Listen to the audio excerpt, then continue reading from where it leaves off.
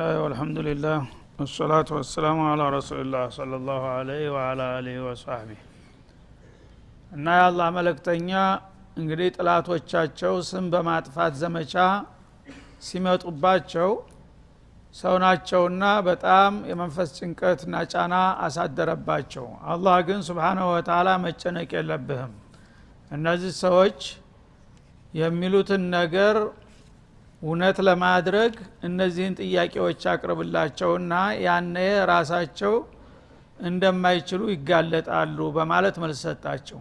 እና አሁን 10 ምዕራፎች አምጡ፣ እኔ ቁርአን ብዬ የማቀርበው ነገር ቅጥፈትና ውሸት ከሆነ እናንተም ደግሞ የኔን ውሸትና ቅጥፈት የመሰለ የሚዛኑንና ስርዓቱን ያሟላ 10 ምዕራፍ አምጡና በዛ ተወዳደሩ ይባላቸው ይላል። ከዚህ በፊት ቁል ፈእቱ ቢሐዲስ ሚስሊሂ የሚል ወርዶ ነበር። ቁርአን በጥቅሉ የአላህ ቃል ሳይሆን ውሸትና ቅጥፈት ነው ካሉ ጥሩ፣ እነሱም ለውሸትና ለቅጥፈት አያንሱምና ተረዳርተውና ተባብረው ቁርአንን የሚያክል ውሸት አቀናብረው ያምጡና ይወዳደሩ ሙሉ በሙሉ ማለት ነው። የሳቸው እንግዲህ 114 ምዕራፍ ከሆነ የሁሉ ውሸትና ቅጥፈት ከሆነ እነሱም ደግሞ በዚሁ አኳያ 114 አንቀጾች ያሉት ሌላ ዝግጅት አምጥተው ይወዳደሩ አለ። ያ ከበዳቸው ማለት ነው 114 ምዕራፍ ማምጣት። ያኔ አስተያየት ይደረግላችሁ አለ። በዚህኛው 114ቱን ሁሉ ማምጣት ከከበዳችሁ 10 ብቻ አምጡ፣ የአሽር ሱወር ሚስሊሂ ቁርአንን የመሰለ 10 ምዕራፋት ያሉት መወዳደሪያ ሐሳብ ካመጣችሁ በሱም ራሱ መወዳደር ትችላላችሁ አለ። አሁንም አልቻሉም፣ ፍቃደኛ አልሆኑም ለመወዳደር ማለት ነው። ሱረቱ ዩኑስ ላይ እንዳለፈው በቅርቡ እንደገና ይሄንንም ቀንሶላቸዋል። ምን ይላል ሱረቱ ዩኑስ ላይ? አም የቁሉን አፍተራ ቁል ፈእቱ ቢሱረቲ ሚስሊሂ አለ፣ ቢሱረቲ ዋሂዳ እና 38 ቁጥር ላይ ማለት ነው አለፈው ሱራ። ቁል ፈእቱ ቢሱረቲን ከ114 ወደ 10 ከ10 ወደ 1 ወረደ ማለት ነው። ይሄ እንግዲህ ማግባቢያ ነው። እናንተ ያው ከብዷችሁ ከሆነ ምንም ችግር የለም እቀንስላችኋለሁ እያለ ከሙሉ ወደ 10 ከ10 ወደ 1 አውርዶ ተወዳደሩ ቢላቸው በእንዲት እንኳን ሊወዳደሩ አልሞከሩም ማለት ነው። ስለዚህ ሰውዬ ተራጭ በርባሪና ውሸታም ነው እየተባለ ያመጣው ዜማ በብዙ ሺህ ህዝቦች መጅኖችም ተጨምረውበት ኩለኢነ ሰማዓቲል ኢንሱ ወልጂኑ እንደሚለው ተፈለገ መላእክታም ተጨምሮበት ከአላህ ሌላ ያለው ኃይል ሁሉ ተረባርቦ የሙሐመድን ቁርአን የመሰለ አንድ አንቀጽ መንጣት የማይቻል ከሆነ ሙሐመድ ይሄን ያህል እንዴት ይበልጣቸዋል? አንድ ተራ ውሸታም የምትሉት ሰውዬ፣ አንድ ተራ ውሸታም የሚባል ሰውዬ በብዙ ውሸታሞች መቸነፍ ይችላል። ስለዚህ እናንተ እንዳላችሁት ውሸታም ቢሆን ኑሮ ይሄን ሁሉ ኃይል ለማየል እንዴት ይችላል የሚል ጥያቄ ያቀረበ አላህ Subhanahu Wa Ta'ala። እንደተባለውም በአንዷም ሊወዳደሩ አልቻሉም። ትንሽ ሊወዳደር የቃጣው ሙሰይሊመቱል ከዛብ ነበር፣ እሱም አልተሳካለትም። በቀላሉ ያው አፍሮ ወደቀ ማለት ነው። ስለዚህ አላህ Subhanahu Wa Ta'ala የሰው ልጆችን መብት እንደሚሰጣቸው በባጢል እንኳን ሆነው ማለት ነው፣ በባጢል እንኳን ሆነው የሚናገሩት ነገር የለየለት ውሸትና ቅጥፈት ምቀኝነት መሆኑን እያወቀ አንድ ሰው ግን ጥላቴን እከራከራለሁኝ ካለ መብት መሰጠት እንዳለበት ያስተምረናል ማለት ነው። እኔ ጉልበት አለኝ፣ እኔ ስልጣን አለኝ፣ እኔ ያልኩህን ብቻ ስማ ማለት የአምባገነኖች ባህሪ ተቀባይነት የለውም በአላህም ዘንድ ቢሆን ማለት ነው። አንድ ሰው ውሸቱንም ይሁን እውነቱን እወዳደራለሁ ካለ መድረክ መነፈግ የለበትም የሚለውን ቁም ነገር ነው የሚያስቀምጥልን ማለት ነው። እነዚህ ሰዎች ለየላቸው ቀጣፊዎች ተራ ካሃዲዎች መሆናቸውን እያወቀ ነብዩን የሚያህል ሰው ቀርቶ አንድ ተራ እንኳን ባለሞያ ሊከራከሩ የማይችሉ ሰው ናቸው። ከመሆኑም ጋራ የምትችሉ ከሆነ ተወዳደሩት። እሱ የሚያመጣው ኒዜማና ሀተታ ተራ ውሸትና ቅጥፈት ነው የምትሉ ከሆነ እናንተ ደግሞ በዛው መልክ ተረዳርታችሁ በተናጠል እንኳን ባትችሉ የሱን ቁርአን የመሰለ ቁርአን አምጡ አላቸው። ያ ተከበዳችሁ ደግሞ 10 ምዕራፍም ካመጣችሁ ይቆጠርላችኋል። 10 ምዕራፍ ተከበዳችሁ ደግሞ 1 ምዕራፍም አምጡ። ይሄን ካልቻላችሁ ደግሞ እናንተ ራሳችሁ ተራው ሸታም ያላችሁ ሰው ይሄን ያህል ካየላችሁ እንዴት አድርጎ ውሸታም ሊሆን ቻለ የሚለው ጥያቄ ምን ይሆናል መልሱ ሲል አፋጠጣቸው ማለት ነው። እንደናንተ አባባል እንግዲህ ውሸታም ነው ሙፍተሪ ነው ብላችኋል።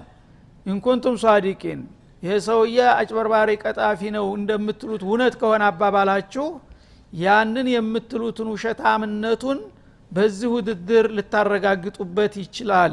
ያን ካላረጋችሁ ግን አጭበርባሪው ወደና አጭበርባሪነት ከሱ ወደናንተ ይገለበጣል አለ ማለት ነው። ፈኢለም የስተጂቡ ለክ ይህንን ጥሪ ስታቀርብላቸውና ስትጋብዛቸው ለውድድር ይህንን ተቀብለው ሊወዳደሩ የማይፈልጉ ከሆኑ ይላል እተضሐ አነሁም ልሙፍተሩን አንተ ሳትሆን ቀጣፊዎችና አጭበርባሪዎች እነሱ መሆናቸው ተጋለጡ። ፈዕለሙ ያነ ሁላችሁም ወቁ አነማ እንዚለ ቢዕልሚላህ ይሄ ወደ አንተ የተወረደው መመሪያ በአላህ እውቀት የተመሰረተ መሆኑን ወቁ። አንድ ግለሰብ ራሱ ፈጥሮ አቀናብሮ ያመጣው ሳይሆን ይሄ ቁርአኑል አዚም በቀጥታ ተረበል ዓለሚን የመነጨ ተሱ የተወረደ መሆኑ ይረጋገጣል ያነ ይላል። ወአላ ኢላሃ ኢላሁ የዚህ የሪሳላው ደግሞ ዋናው አስኳልና መሰረቱ ተውሂድ ነው። ከአላህ በስተቀር አምላክ የለም የሚለውም በዚህ አጋጣሚ የበለጠ ይረጋገጣል። ምክንያቱም የቁርአን መልእክት ዋናው አስኳሉ ተውሂድ አላህ ነው እና እነሱ ደግሞ 360 ጣዖት ደርድረው የሚሳለሙ ጅሎች ናቸው። ስለዚህ አሁን እኔ ያልኩት ቁርአን ልትወዳደሩት ካልቻላችሁ እናንተ እንደምትሉት ተራቅጥ ፈሳይሆን ከረበል ዓለሚን የመጣ መለኮታዊ መመሪያ መሆኑን ልታውቁ ይገባል። ያ ከሆነ ደግሞ ውጤቱ ምንድነው? ይሄ ሪሳላ ዋናው መሰረቱ ደግሞ የአላህን ወህዳንያ ብቸኛ ተመላኪነት ማረጋገጥ ስለሆነ የእናንተ ጣዖቶችም ከንቱ ሆነው የዓለም ብቸኛ አምላክ አላህ መሆኑን መረጋገጥ ይኖርበታል በዚህ አጋጣሚ ይላል። ፈሀል አንቱም ሙስሊሙን ይህን የምትቀበሉ ከሆነ ደግሞ እናንተ ሙስሊም ሆናችሁ ማለት ነው። ታዲያ ይህንን እስላም ለመቀበል ፍቃደኛ ናችሁን ብለህ ጠይቃቸው። አዎን ተሸንፈናል ክለው ተተቀበሉ እሰየው። ካልሆነ ግን እነሱ ቀጣፊዎችና አጭበርባሪዎች መሆናቸውን መቀበል አለባቸው አንተ ሳትሆን ይላል ማለት ነው። ስለዚህ የሰው ልጅ የፈለገውን ነገር ሊናገር መብቱ ነው ማለት ነው። ግን የተናገረውን ነገር ለማረጋገጥ ማስረጃ ማምጣት አለበት። በማስረጃ ካስደገፈ ያለው ነገር በእውነተኝነት ያልፍለታል። በማስረጃ ያጣ ሰው ግን ያለውን ሁሉ ቢልም በመጨረሻ አፍሮ መመለስ ይሆናል ዕጣ ፈንታው ማለት ነው። ስለዚህ ልክ ማስጨረስ አለበት። ዱዓተል ኢስላም ልፍስፍስ መሆን የለባቸውም። በእውቀት ራሳቸውን ማስታጠቅ አለባቸው። በደንብ ዲናችሁን አውቃችሁ ለማሳወቅ ተረርታችሁ ለማስረዳት መቻል አለባችሁ ማለትን ያስተምረናል ማለት ነው። ምክንያቱም ነብዩም መጀመሪያ ቁም ነገሩን አስጨብጧቸው አሳውቋቸዋል። ከዛ በኋላ ጥላት የሚያመጣውን ውጅንብር ሁሉ እንዴት አድርገው እንደሚመክቱና እንደሚከላከሉ ነው እያሳያቸው ያለው ማለት ነው። አንድ ሰው በደንብ ያወቀውና የተረዳውን ነገር የመጣ ቢመጣ በቀላሉ እንኳን ውሸታሞች እውነተኛ እንኳን ቢሆን ሊያስጥለው አይችልም። በዚህ መልክ እንግዲህ አላህ Subhanahu Wa Ta'ala ጥላቶቹን እናንተ ነግሬያችኋለሁ ካልሰማችሁ ወየውላችሁ ብሎ በኃይል ሳይሆን እልካቸውን ለማስጨረስ እናንተ የምትሉት ነገር እውነት ከሆነ ጥሩ የሱን ውሸታምነትና የእናንተን እውነተኝነት ለማረጋገጥ በውድድር መስክ ግቡና ተወዳደሩ። ውድድሩ ደግሞ እንዳይከብዳችሁ ማሻሻያ ያረግላችኋለሁ ብሎ የተለያዩ ማሻሻያዎች ቢሰጥም ሊቀበሉ አልቻሉም። ይሄ ከሆነ ውሸታሞቹ እናንተ መሆናችሁን መቀበል አለባችሁ። ያ ከሆነ ደግሞ የእናንተ አካሃድ በውሸት ላይ የተመሰረተ ነውና ይህንን ወህይ የሚጻረረው ነገር ያው ዑቡድየቱላህ ነውና ቁርአን ይዞ የመጣው ዋናው መሰረቱ የአላህን ብቸኛ አምላክነት መቀበል የጣዖትን አምልኮ መጣል ግድ ይሆንባችኋል። ይህንን ለመቀበል ፍቃደኞች ናችሁን ብለህ ጠይቃቸው فهل انتم مسلمون منقادون لدعوه الله الى التوحيد አላህ ወደ ተውሂድ ጠርቷችኋል ጋብዟችኋል ይህንን የጌታን ግብዣ ለመቀበል ፍቃደኞች ናችሁን ብለህ ጠይቃቸው ይላል እና እስቲፍሃም ጥያቄው ትእዛዝ ነው ውስጡ ማለት ነው ፈአስሊሙ ማለት ነው አይሳካላችሁም ይሄን ነገር ስለማይሳካላችሁ ሳትደክሙ ይልቁንስ እስላም ብትቀበሉ ነው የሚሻላችሁ እምቢ ካላችሁ ግን በመጨረሻ ተወዳድራችሁ አፍራችሁ ትወድቃላችሁ በማለት ይልቁንስ ማስለሙ ይሻላችኋልና ለመስለም ፍቃደኛ ናችሁን በማለት ጠየቀ ያኔ አላህ የወፈቃቸው እሺ ብለው የተቀበሉት ያው እዳቸው አለቀ ማለት ነው እምቢ ብለው እስከ መጨረሻ እንሄዳለን ያሉት ግን ያው ውርደታቸውን ተከናንበው ሽንፈት ላይ ወደቁ من كان يريد الحياة الدنيا وزينتها እና አሁን እናንተ የአላህን መልእክተኛ እንደዚህ የምትተናኮሉትና ያለም ስም እየሰጣችሁ የምታጠቁሩት እውነት ይዛችሁ ሳይሆን ለምን እንደሆነ እኔ ልንገራችሁ ይልቁንስ አላህ እናንተ ይችን ቅርብ ህይወታችሁን እና ላለማጣት ነው ሪያሳችሁን አለቅነታችሁን የጎሳ መሪነታችሁን ግዚያዊ ገንዘብና ጥቅማችሁን የሚነጥቀን መስሏችሁ ነው ይሄ ሰውዬው እውነት ነው ብላችሁ ብትቀበሉት ለዱንያ ብላችሁ እንጂ ለሌላ ነገር እንደማትፈታተኑ ታውቃለሁ አላህ ይህ ከሆነ ደግሞ መንካነ ይሪዱል ሐያተ ዱንያ ይችን ግዚያዊና ቅርቢቱን ህይወት እንደ አላማ አድርጎ በሷ ላይ የሚሟሟት የሆነ ሰው ይላል ወዚነተሃ ይችን የዱንያ ጌጣጌጥ ብልጭልጭ ያንዲ ሰሞን ብልጭልጭ ለማግኘትና በሷ ለመጠቀም ብሎ ሐቅን የሚጋፋ ሰው ንወፊ ኢለይሂም አዕማለሁም ፊሃ እንዲህ አይነቶች ሰዎች ግብዞች ናቸው ተላሎች እና ለአንድ ሰሞን ደስታ ለአንድ ሰሞን ጥቅምና ስም ብሎ ከጌታ የመጣን ሐቅ ለማጥፋት የሚሯሯጥ የሆነ ሰው ይሄ ሰው ጅል ነው በመሆኑም እንግዲህ የዘላለም ክብርና ጸጋ ጀነት ይቅርብኝና አንድ ሰሞን ተብለልጨና ተከብሬ ተዛ በኋላ ጀሃነም ይሻለኛል የሚል ሰው እንዲህ አይነት ሰዎች ይህ አይነት አቋም ያላቸው ካሉ በምን መልክ ነው እኔ ሙዓመላ ማረጋቸው ንወፊ ኢለይሂም አዕማለሁም ፊሃ የሚሰሩትን ስራ ውጤት እዚሁ ዱንያ ላይ እሰጣቸዋለሁ ይላል እንግዲህ በዱንያ ላይ አንድ ሰው ተከሰበ በባጢል የሚሆን በሐቅ የዲካም ዋጋውን አላህ ያሰጣውም ሱነቱላህ ነውና ማለት ነው የነገደ ተነገደ ትርፍ ያተርፋል ፖለቲከኛም ጠንክሮ ከሰራ ስልጣኑ ይይዛል ተማሪም ጠንክሮ ተተማረ ለጥሩ ውጤት ያመጣል ማንኛውም ሰው በተሰማራበት መስክ አላህ ተሰራ ውጤት ሰጣለሁ ብሎ የተፈጥሮ ህግ አስቀምጧል ማለት ነው ስለዚህ እነዚህ በባጢልም ላይ ቢሆን ኩፍሩ ያዋጣናል ይሄንን ኩፍር ከያዝን ነው ስልጣናችን ማስቀጠል የምንችለው ጥቅማችን ማስከበር የምንችለው ስለዚህ የመጣ ቢመጣ ከዚህ ፍንክቻ አንልም ብለው ለዱንያ ህይወት ብቻ ፍግም ብለው ለዚህ ለአንድ ሰሞን ብልጭ ልጅ ብቻ ህይወታቸውን የሚሰጡ ጅሎች ካሉ ይላል ያው በህጉ መሰረት ሰው በሰራበት ውጤት ማግኘት አለበትና የዲካም ዋጋቸውን እሰጣቸዋለሁ ለአንድ ሰሞን ያን የሚፈልጉትን ግዚያዊ ፍላጎታቸውን የሚያረኩበት ነገር አደረጉታቸዋለሁ ለማታለል ማለት ነው ወይ ሙድሁም ፊ ጦያንህም ያመሁን እንዳለው ያኔ ደግሞ እውነት አላህ የወደደልን ይመስላቸውና ጨርሰው ይታወራሉ ይደናበራሉ እና አዕማለሁም ማለት ጀዛ አዕማልህም የሥራ ውጤታቸውን አስረክባቸዋለሁ በዱንያ ላይ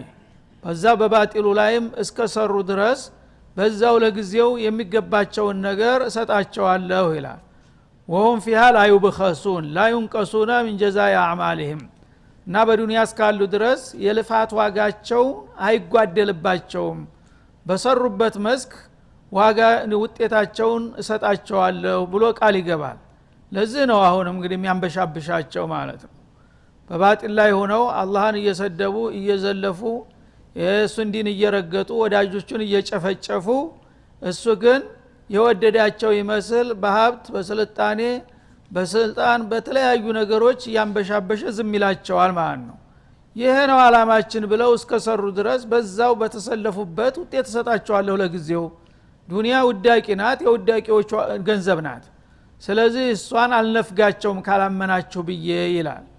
ኡላኢከ الذين ليس لهم في الاخره ግን በዛኛው በቋሚውና በዘላለማው አገር እንዲህ አይነቶቹ ሽንግሎችና ተላሎች ምንም ድርሻ አይኖራቸውም።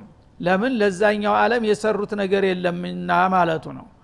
በዚህ በዱንያው እንግዲህ ያለ የሌለ ኃይላቸውን ጉልበታቸውን ዕውቀታቸውን አፍሰው ዱንያን በበላይነት መቆጣጠር አለብን ብለው እስከሰሩ ድረስ ያን ነገር ልሰጣቸው ይችላል ለተወሰነ ጊዜ ነው የሚለው። ወደዛኛው ዓለም ሲከድ ግን ዜሮ ነው የሚወጡት። ምክንያቱም ያኛውን ዓለም ወይ አያምኑበትም ወይም ደግሞ ለስሙ እንኳን እናምናለን ቢሉ ለዛ የሚበጃቸው ነገር አልሰሩም ማለት ነው። ስላልሰሩ ليس لهم في الاخره الا النار በዛኛው በአኺራው ዓለም ከሆነ ያው በኩፍራቸው ሳቢያ እሳት እንጂ ሌላ የሚጠብቃቸው ነገር የለም። ሲኦል ብቻ ነው እዛ የተደገሰችላቸው። ወሃቢጦ ማሰነዑ فيها በዚህ በዱንያ ላይ የሰሩት ነገር ሁሉ ባጢል ኩፍር ሽርክ ነበርና በዛ ሰበብ የሰሩት ስራ በሙሉ ከንቱ ይሆናል ማለት ነው። ወባጢሉ ማካኑ ያዕመሉን በዱንያ ያሉ ሲሰሩት የነበረው ሁሉ ጊዜ ያው ባጢል ነበረ። ያኔ በአዳላ አላህ Subhanahu Wa Ta'ala አንደኛ ኸይር የሚባል ነገር አልሰሩም። አንዳንድ ለጉራ ለዝና ብለው እንኳን የተወሰኑ ነገሮች ሰናይ ተግባራቶች ሰራን ቢሉ በኩፍር ላይ የተመሰረተ ኢኽላስ የሌላቸው በመሆናቸው እነዛ ነገሮች ዋጋ ቢስ ሆነው ይወድቁባቸውና በመጨረሻ ውጤታቸው እሳት ብቻ ሆኖ ይቀራል ሲል ያስጠነቅቃል ማለት ነው። አፈመን ካነ አላ በይነት من ربه እስቲ ጥያቄ ልጠይቃችሁ ይላል። ከጌታው የሆነ ግልጽ መረጃ ላይ ተመርኩዞ የተነሳ ሰው እንደ ነብዩ ማለት ነው አለይሂ ሰላቱ ወሰለም ወየትሉ ሻሂዱ منه እንደገና ከጌታ የሆነ ደጋፊ ኃይል የሚከተለው የሆነው ومن قبله كتاب موسى ከሱ በፊት ደግሞ የሙሳ ኪታብ ተመሳሳይ የሆነው ኪታብ የወረደ እና የሱን አላማ የደገፈለት ሆኖ የተገኘው ሰው ኢማመን የሙሳ ኪታብ በወቅቱ ሲወርድ ተውራት ነውና ለህዝቦች ግልጽ የሆነ መመሪያ ሆኖ ነው የመጣው። ወራህመተን የጌታን ጸጋ ማግኛ ሆኖ የመጣው ኪታብ የቀደመውና የሱን ፈለግ ተከትሎ የመጣ ኪታብ የተረከበው ሰውዬ ከመን ضل السبيل ማለት ነው። መንገድ እንደሳተውና ለግዚያዊ ጥቅም እንደተታለለው ነው ትላላችሁን ይላል አላህ Subhanahu Wa Ta'ala። እንግዲህ ነብዩንና ጠላቶቻቸውን እያወዳደረ ነው በዚህ አያ ማለት ነው። فمن كان على بينة من ربه ማለት የአላህ ነብይ ከራሳቸው ስሜት ተነስተው አይደለም ነብይ ነኝ ብለው ራሳቸውን የሾሙት። ጌታ ለዓለም ነብይ አድርጌሃለሁና ተነስና ያ አዩሃል ሙደثር ቁም ፈአንذር ብሎ ስላስገደዳቸው ነው የተነሱት ማለት ነው። ስለዚህ ይሄንን እንግዲህ የጌታን ትእዛዝ መሰረት አድርጎ ነው የተነሳው ማለት ነው። እንደገና ደግሞ አለል ፊጥራ ነው። ኢስላም የተፈጥሮ ሃይማኖት ነው። ማንኛውም ሰው በነጻ ህሊናው ካሰበ ስለ ሃይማኖት ታወዳደረ ከእስላም የተሻለ ጭራሽ ሊያገኝ አይችልም በነጻ ህሊና እስካሰበ ድረስ ማለት ነው። ስለዚህ አለል ፊጥራ ነው። ኩሉ መውሊዱን ይውለዱ አለል ፊጥራ ኢላ አና አባሁ ይሐውዳኒህ አው ይነስራኒህ አው ይመጅሳኒህ እንዳሉት አላ በይነቲን ማለት በአንደኛው ተርጉም አላ ፊጥረቲን ማለት ነው።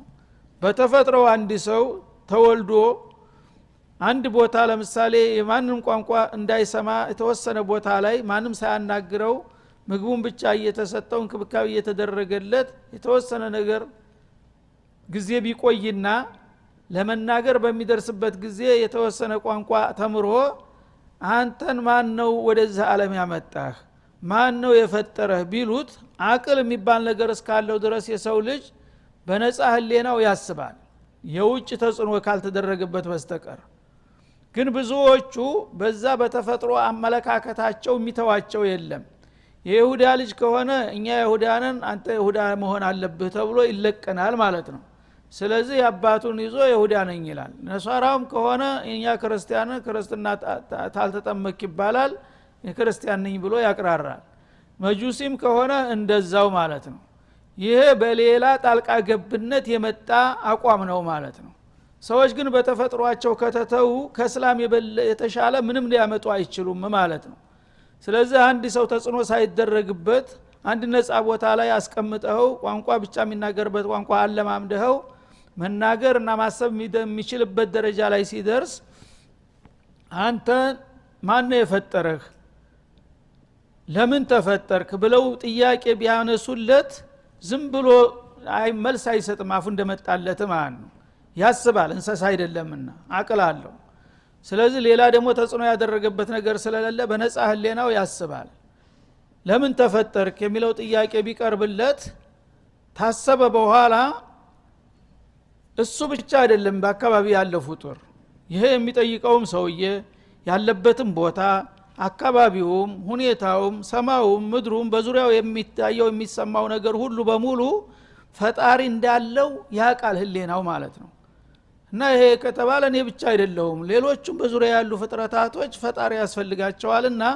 እነዚህን ሁሉ ያስገኘ ኃይል ነው የሚያስገኘኝ የሚል መልስ ነው የሚመጣለት ማለት ነው እነዚህን ሁሉ ያፈጠረ ሰማይ መሬትን ያስገኘ ነው የፈጠረኝ ይሄ ከሆነ ደግሞ እሱ የፈጠረልኝን አላማ እሱ ነው የሚያቅልኝ እኔ ምን አውቃለሁኝ እሱ ያው የፈጠረኝ ለምን እንደሆነ ያው መረጃ ፈልጋለሁኝ የሚል አቋም ነው የሚይዘው እንጂ ተነስቶ ዝም ብሎ አባቴ አመጣኝ እናቴ ወለደችኝ ሊል አይችልም ማለት ነው ለምን እናቴ አባቴ ቢል እናት አባቱ ደግሞ ፈጣሪ ያስፈልጋቸዋል ያም ደግሞ እያለ መጨረሻ እናት አባት ለለው ሰው ላይ ነው የምትደርሰው ማለት ነው ስለዚህ አቅልየን ከእስላም የተሻለ ምንም ነገር ማንም ሰው ሊያመጣ አይችልም ስለዚህ ነብዩ የመጀመሪያ ተፈጥሯዊ መሰረታቸው ይሄ ነው የሰው ልጅ አቅል ጋራ የሚስማማ አቋም ነው ይዘው የመጡት ሰማይ መሬትን የፈጠረ አንድ ኃይል አለ ያ አንድ ኃይል ደግሞ እኔን መልእክተኛ አድርጎ መርጦኛል በዛ መሰረት እስቲ እናንተም አቅላችሁን ተጠቀሙና በአእምሮአችሁ ከዚህ የተሻለ አለ ትላላችሁ ብለው ነው የሚያናግሩት ከዛ በኋላ እንደገና ድጋፍ መጣላቸው ሻሂዱ ሚንሁ ይሄ አንድ ኃይል ነው የላከኝ ብለው የሚናገሩለት ጌታ አዎን እኔ ነኝና የላኩት ቁል ሁወ አላሁ አሐድ አለ ማለት ነው ያ አዩሃ الناس اعبدوا ربكم وما خلقت الجن والانس የሚለውን አያት አወረደላቸው እነዚህ አያቶች ምንድነው የሚመሰክሩት የሰው ልጅ በአእምሮአቸው የሚቀበሉትን ነገር ነው ማለት ነው ከዛ በኋላ ወደ ታሪክ ወሰደህ ማለት ነው ታሪክ ይሄንን እንግዲህ ነብይነትን የጀመሩ እሳቸው አይደሉም ከዛ በፊት በርካታ ነብዮች አልፈዋል ከዛ በፊት በርካታ ኩትቦች ወርደዋል ከነዛ መካከል በጣም ታዋቂና በአለም ላይ ከፍተኛ ጽብራቅ ያገኘው የነብዩላህ ሙሳና ኪታባቸው ናቸው እሱን እንደናሙና ተጠቀሰ ማለት ነው እና ኢላሃ ኢላላህን መርህ የመጀመሪያ ይጃል መጣው ማኩንቱ ቢድዓ ምን الرسل በቅርብ ጊዜ በጎረቤት ሀገር ሙሳ የሚባል ታላቅ ነብይ አልነበረም እንዴ እሱን የላከና የመረጠ ነው እኔ የመረጠ ለሙሳ ኪታብ አልነበረውም እንዴ መሪ የሆነ ኪታብ ተውራት አዎን እሱን ያወረደ ጌታ ነው ቁርአን ለኔ ያወረደው እንዲሉ አደረገ ማለት ነው ስለዚህ አንደኛ ተፈጥሮን መረጃ መነሻ አደረገ ሁለተኛ ደግሞ ታሪክን የሳቸው መሰል የሆኑትን ነብዮችና ኪታባቸውን በማስረጃነት አቀረበ ማለት ነው እና ነብዩላህ ሙሳ በቀጥታ ለሰው ልጆች ጠቃሚ የሆነ ብሩህ የሆነ ኪታብ ይዞ መጥተዋል ተውራትን ማለት ነው ስለዚህ ሙሳ ያመጣው ኪታብ የአላህ ነው ከተባለ መሐመድ ያመጣው የአላህ የማይሆንበት ምን ምክንያት አለ ማለት ነው ወራህማ የሙሳ ኪታብ ለኡመቶች ለተላኩለት ለኡመቶች ጸጋ ነው ከተባለ ቁርአንስ ደግሞ በአሁኑ ጊዜ ላሉት ህዝቦች ጸጋ የማይሆንበት ምን ምክንያት አለው ብለው እንዳመሳክሩት አደረገ ማለት ነው ኡላኢከ ዩእሚኑ ቢነቢህ ስለዚህ የዚህ አይነት እንግዲህ ግልጽ የሆነ መረጃ የደረሳቸው ቀናኤ ሰዎች ይህንን ቁርአን ሳያቅማማ አይናቸውን ሳያሹ ይቀበሉታል ለምን በማስረጃዎች በመለኪያዎች ሁሉ ያለፈ ነውና ማለቱ ነው ወመን የክፍር ቢሂ ይህን የመሰለ ግልጽ መረጃ ደርሶት አልቀበልም ብሎ የካደ ከተገኘ ግን ሚነል አህዛብ ተህዝቦች መካከል ይህን የሚያረጉ ልግመኞች አይጠፉምና ያነ እነዛ መረጃ ጎርሏቸው ሳይሆን ያልተቀበሉት ምቀኝነት ይዟቸው ነው በመሆኑም ፈናሩ መውዒዱሁ ይህን ኪታብ አልቀበልም ይህን ነብይ አልከተልም ያለ ሰው ቀጠሮው ጀሃነም ነው ይላል አላህ Subhanahu Wa Ta'ala ሌላ ምንም ነገር የለም ምክንያቱም አቅልየን ፍጥርየን ታሪክየን ይሄ ኪታብና ይሄ ነብይ ባጢል ነው ለማለት የሚያስችል ምንም ምክንያት የለም በሁሉ ነገር የተዋጣለት የሆነ መረጃ ይዞ መጥቶ የፈለገውን ይሁንና እኔ ቁርአን አልቀበልም መሐመድን አልከተልም ያለ ሰው ጥሩ ነው ምርጫ ነው መብትህ ነው ግን ነገ ጀሃነም ላይ እንገናኛለን ጀሃነም ናት ቀጠሮ ሃል አላህ Subhanahu Wa Ta'ala فلا تكن في مرية منه ስለዚህ ይሄ ሰውዬ የጀሃነም ምድብ በመሆኑ አትጠራጠር ይላል አላህ Subhanahu Wa Ta'ala إنه الحق من ربك ወይም ቁርአን ከአላህ የመጣ መሐመድ በአላህ የተሾመ ለመሆኑ የሚያጠራጥር ነገር የለም إنه الحق من ربك ይህ ከጌታህ የመጣ የሆነ ተጨባጭ እውነታ ነው ይላል ولكن اكثر الناس لا يؤمنون ግን እንዳለመታደል ሆኖ ብዙ ሰዎች አያምኑበትም ነገሩ የለየለት ቁልጭ ያለ ሐቅ ከመሆኑ ጋር የነብዩ መሐመድ ንቡዋና ቁርአናቸው ብዙዎቹ ያልታደሉ ከንቶች ግን ሊያምኑበት አልፈለጉም ይላል አላህ Subhanahu Wa Ta'ala እንዳለውም ነው ይኸው በአለም ዙሪያ ያሉ ብዙ መላእክቶች እስካሁን ሊቀበሉት አልቻሉም ማለት ነው ያልተቀበሉት ግን ሐቅ ሳይሆን ቀርቶ ሳይሆን እነሱ ልግመኞችና ምቀኞች ስለሆኑ ለሐቅ መቀበል ፈቃደኝነት ስላላሳዩ ነው ይሄ ከሆነ ደግሞ ጥፋቱ የራሳቸው ነው መቀጠሯቸው ጀሃነም ነው ይላል አላህ Subhanahu Wa Ta'ala هذا وصلى الله وسلم على النبي وعلى اله